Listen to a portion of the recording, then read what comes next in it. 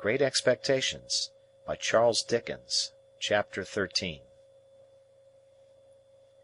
It was a trial to my feelings, on the next day but one, to see Joe arraying himself in his Sunday clothes to accompany me to Miss Havisham's. However, as he thought his court suit necessary to the occasion, it was not for me to tell him that he looked far better in his working dress, the rather, because I knew he made himself so dreadfully uncomfortable, entirely on my account, and that it was for me he pulled up his shirt-collar so very high behind, that it made the hair on the crown of his head stand up like a tuft of feathers. At breakfast-time my sister declared her intention of going to town with us, and being left at Uncle Pumblechook's, and called for "when we had done with our fine ladies," a way of putting the case, from which Joe appeared inclined to augur the worst. The forge was shut up for the day, and Joe inscribed in chalk upon the door, as it was his custom to do on the very rare occasions when he was not at work, the monosyllable H-O-U-T, accompanied by a sketch of an arrow supposed to be flying in the direction he had taken. We walked to town, my sister leading the way in a very large beaver bonnet, and carrying a basket like the Great Seal of England in plaited straw, a pair of pattens, a spare shawl, and an umbrella, though it was a fine bright day. I am not quite clear whether these articles were carried penitentially or ostentatiously, but I rather think they were displayed as articles of property, much as Cleopatra or any other sovereign lady on the rampage might exhibit her wealth in a pageant or procession. When we came to Pumblechook's, my sister bounced in and left us. As it was almost noon, Joe and I held straight on to Miss Havisham's house. Estella opened the gate as usual, and the moment she appeared, Joe took his hat off and stood weighing it by the brim in both his hands, as if he had some urgent reason in his mind for being particular to 1/2 of an ounce. Estella took no notice of either of us, but led us the way that I knew so well. I followed next to her, and Joe came last. When I looked back at Joe in the long passage, he was still weighing his hat with the greatest care, and was coming after us in long strides on the tips of his toes. Estella told me we were both to go in, so I took Joe by the coat cuff and conducted him into Miss Havisham's presence.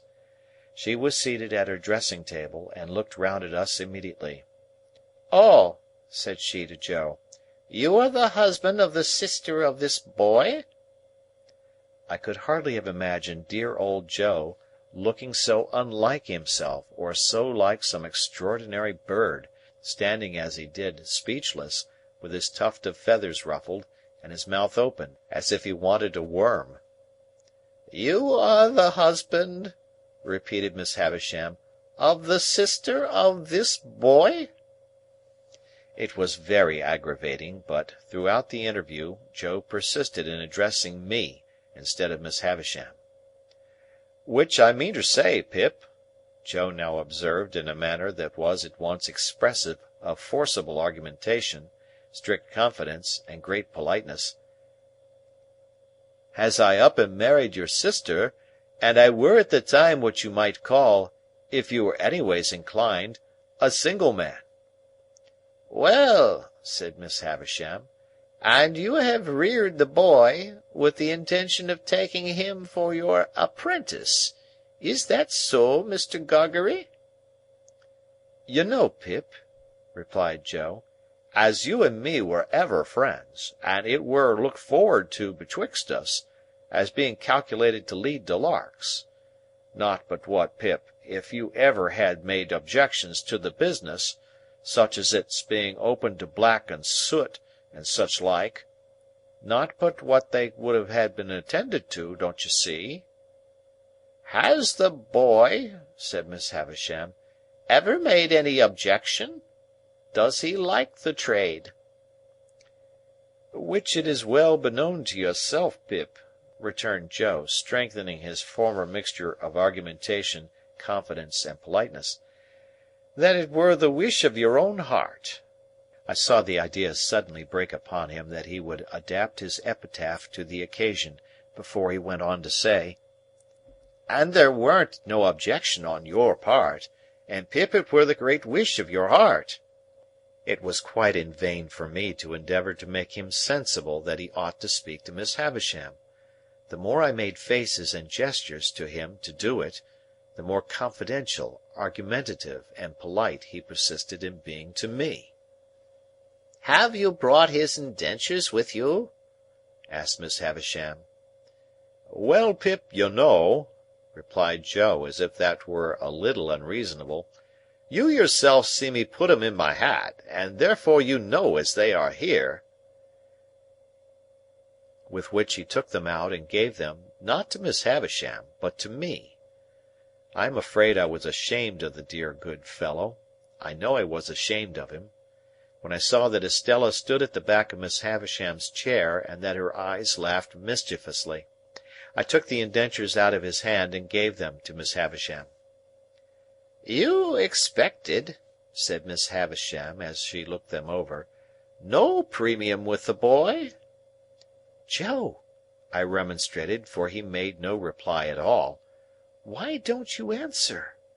"Pip," returned Joe, cutting me short as if he were hurt, "which I mean to say that were not a question requiring an answer betwixt yourself and me, and which you know the answer to be full well no. You know it to be no, Pip, and wherefore should I say it?" Miss Havisham glanced at him as if she understood what he really was better than I had thought possible, seeing what he was there, and took up a little bag from the table beside her. "Pip has earned a premium here," she said, "and here it is. There are 25 guineas in this bag. Give it to your master, Pip." As if he were absolutely out of his mind with the wonder awakened in him by her strange figure and the strange room, Joe, even at this pass, persisted in addressing me. "This is very liberal on your part, Pip," said Joe, "and it is as such received and grateful welcome, though never looked for, far nor near, nor nowheres. And now, old chap," said Joe, conveying to me a sensation, first of burning and then of freezing, for I felt as if that familiar expression were applied to Miss Havisham, "and now, old chap, may we do our duty. May you and me do our duty, both on us, by one and another, and by them which your liberal present have conveyed, to be, for the satisfaction of mind of them as never—" Here Joe showed that he felt he had fallen into frightful difficulties, until he triumphantly rescued himself with the words, "and from myself far be it." These words had had such a round and convincing sound for him that he said them twice. "Good-bye, Pip," said Miss Havisham. "Let them out, Estella." "Am I to come again, Miss Havisham?" I asked. "No. Gargery is your master now. Gargery, one word." Thus calling him back as I went out of the door, I heard her say to Joe in a distinct emphatic voice, "The boy has been a good boy here, and that is his reward. Of course, as an honest man, you will expect no other and no more." How Joe got out of the room I have never been able to determine, but I know that when he did get out he was steadily proceeding upstairs instead of coming down, and was deaf to all remonstrances until I went after him and laid hold of him. In another minute we were outside the gate, and it was locked, and Estella was gone. When we stood in the daylight alone again, Joe backed up against a wall and said to me, "Astonishing!" And there he remained so long saying "astonishing" at intervals so often, that I began to think his senses were never coming back. At length he prolonged his remark into, "Pip, I do assure you this is astonishing!" and so by degrees became conversational and able to walk away. I have reason to think that Joe's intellects were brightened by the encounter they had passed through, and that on our way to Pumblechook's he invented a subtle and deep design. My reason is to be found in what took place in Mr. Pumblechook's parlour, where, on our presenting ourselves, my sister sat in conference with that detested seedsman. "Well," cried my sister, addressing us both at once, "and what's happened to you? I wonder you condescend to come back to such poor society as this, I'm sure I do." "Miss Havisham," said Joe, with a fixed look at me, like an effort of remembrance, "made it very particular that we should give her—were it compliments or respects, Pip?" "Compliments," I said. "Which that were my own belief," answered Joe. "Her compliments to Mrs. J. Gargery." "Much good they'll do me," observed my sister, but rather gratified too. "And wishing," pursued Joe, with another fixed look at me, like another effort of remembrance, "that the state of Miss Havisham's health was sich as would have allowed, were it, Pip?" "Of her having the pleasure," I added. "Of ladies' company," said Joe, and drew a long breath. "Well!" cried my sister, with a mollified glance at Mr. Pumblechook, "she might have had the politeness to send that message at first, but it's better late than never. And what did she give young Rantipole here?" "She give him," said Joe, "nothing." Mrs. Joe was going to break out, but Joe went on. "What she give," said Joe, "she give to his friends, and by his friends were her explanation. I mean into the hands of his sister Mrs. J. Gargery. Them were her words, Mrs. J. Gargery. She mayn't have knowed," added Joe, with an appearance of reflection, "whether it were Joe or George." My sister looked at Pumblechook, who smoothed the elbows of his wooden armchair, and nodded at her and at the fire, as if he had known all about it beforehand. "And how much have you got?" asked my sister, laughing. Positively laughing. "What would present company say to £10?" demanded Joe. "They'd say," returned my sister curtly, "pretty well. Not too much, but pretty well." "It's more than that, then," said Joe. That fearful impostor Pumblechook immediately nodded, and said, as he rubbed the arms of his chair, "It's more than that, Mum." "Why, you don't mean to say—" began my sister. "Yes, I do, Mum," said Pumblechook. "But wait a bit. Go on, Joseph, good in you, go on." "What would present company say," proceeded Joe, "to £20?" "Handsome would be the word," returned my sister. "Well, then," said Joe, "it's more than £20." That abject hypocrite Pumblechook nodded again, and said, with a patronising laugh, "It's more than that, Mum. Good again. Follow her up, Joseph." "Then to make an end of it," said Joe, delightedly handing the bag to my sister, "it's £25." "It's £25, Mum," echoed that basest of swindlers, Pumblechook, rising to shake hands with her, "and it's no more than your merits, as I said when my opinion was asked, and I wish you joy of the money." If the villain had stopped here, his case would have been sufficiently awful, but he blackened his guilt by proceeding to take me into custody, with a right of patronage that left all his former criminality far behind. "Now you see, Joseph and wife," said Pumblechook, as he took me by the arm above the elbow, "I am one of them that always go right through with what they've begun. This boy must be bound out of hand. That's my way. Bound out of hand." "Goodness knows, Uncle Pumblechook," said my sister, grasping the money, "we're deeply beholden to you."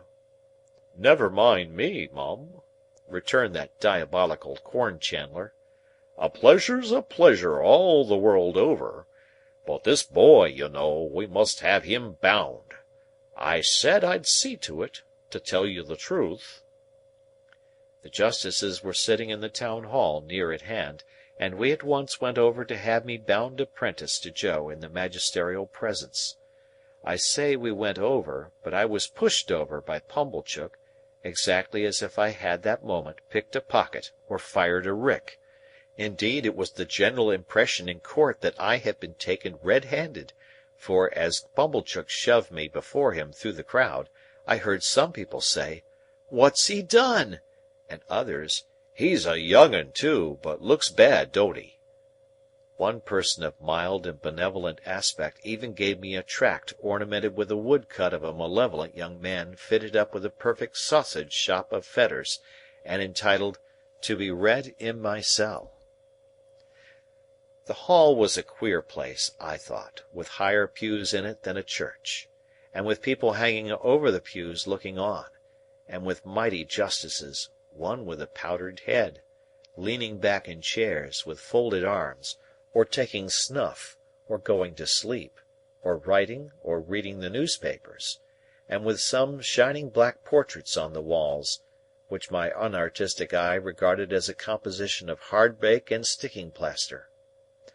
Here, in a corner my indentures were duly signed and attested, and I was bound, Mr. Pumblechook holding me all the while as if we had looked in on our way to the scaffold, to have those little preliminaries disposed of.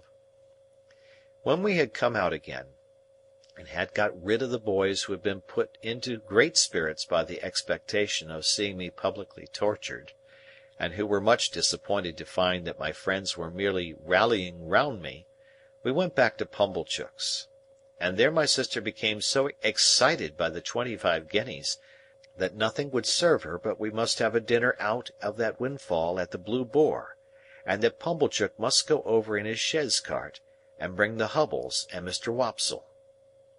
It was agreed to be done, and a most melancholy day I passed, for it inscrutably appeared to stand to reason, in the minds of the whole company, that I was an excrescence on the entertainment. And to make it worse, they all asked me from time to time, in short, whenever they had nothing else to do, why I didn't enjoy myself, and what could I possibly do then but say I was enjoying myself, when I wasn't. However, they were grown up and had their own way, and they made the most of it. That swindling Pumblechook, exalted into the beneficent contriver of the whole occasion, actually took the top of the table, and, when he addressed them on the subject of my being bound, and had fiendishly congratulated them on my being liable to imprisonment if I played at cards, drank strong liquors, kept late hours or bad company, or indulged in other vagaries which the form of my indentures appeared to contemplate as next to inevitable, he placed me standing on a chair beside him to illustrate his remarks. My only other remembrances of the great festival are, that they wouldn't let me go to sleep, but whenever they saw me dropping off, woke me up and told me to enjoy myself. That, rather late in the evening, Mr. Wopsle gave us Collins's Ode, and threw his blood-stained sword in thunder down, with such effect that a waiter came in and said, "The commercials underneath sent up their compliments, and it wasn't the Tumbler's Arms." That, when they were all in excellent spirits on the road home, and sang "O Lady Fair," Mr. Wopsle taking the bass, and asserting with a tremendously strong voice, in reply to the inquisitive bore who leads that piece of music in a most impertinent manner, by wanting to know all about everybody's private affairs, that he was the man with his white locks flowing, and that he was upon the whole the weakest pilgrim going. Finally, I remember that when I got into my little bedroom, I was truly wretched, and had a strong conviction on me that I should never like Joe's trade. I had liked it once, but once was not now. End of chapter.